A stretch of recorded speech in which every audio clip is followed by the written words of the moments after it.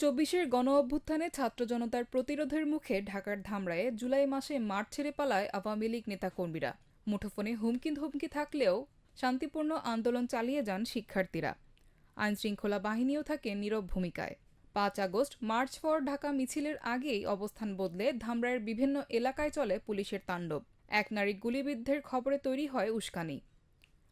ধামরাই থানার অদূরে Hardinge school এলাকা দিয়ে মিছিল চলাকালে গুলি করে পুলিশ। নিহত হন আফিকুল ইসলাম সাদ।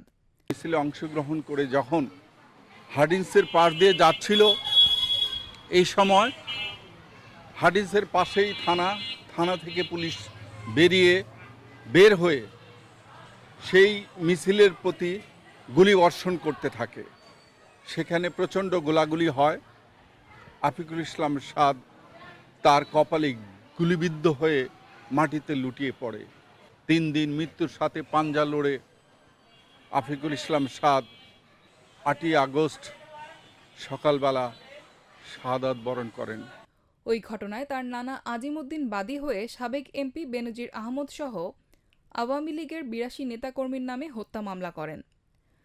গুলি পুলিশ করলেও এতে নাম আসেনি জড়িত কর্মকর্তাদের, তৎকালীন ওসি সিরাজুল ইসলামের। এতে ক্ষুব্ধ বৈষম্যবিরোধী ছাত্র আন্দোলনের কর্মীরা। ফাইনালি যেদিন লং মার্চ টু ঢাকা ঘোষণা করা হয়, তখন আমাদের সদর ইউনিয়নের শরীফবাগ বাজারে পুলিশ অতর্কিতভাবে গুলি চালায়।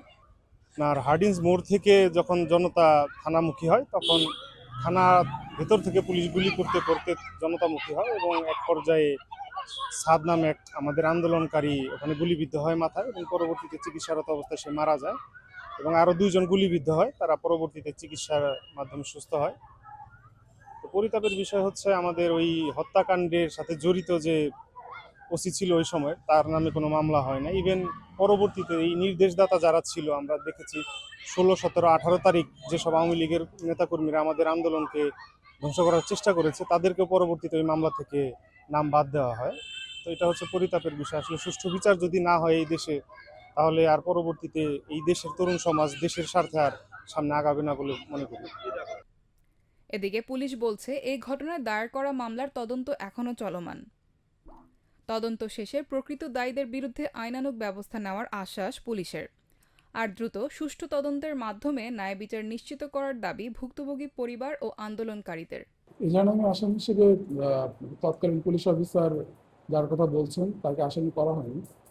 আর এজাহারে আসামি হিসেবে কাউকে যদি না করা হয়, তদন্তে যদি কোনো পর্যায়ে যে কোনো কোনো ব্যক্তির যদি ঘটনার সঙ্গে সম্পৃক্ততা পাওয়া যায়, সেক্ষেত্রে তদন্তকারী কর্মকর্তার এই স্বাধীনতা আইনগতভাবে দেওয়া আছে, সে তাকে মামলায় তার নাম অন্তর্ভুক্ত করতে পারে।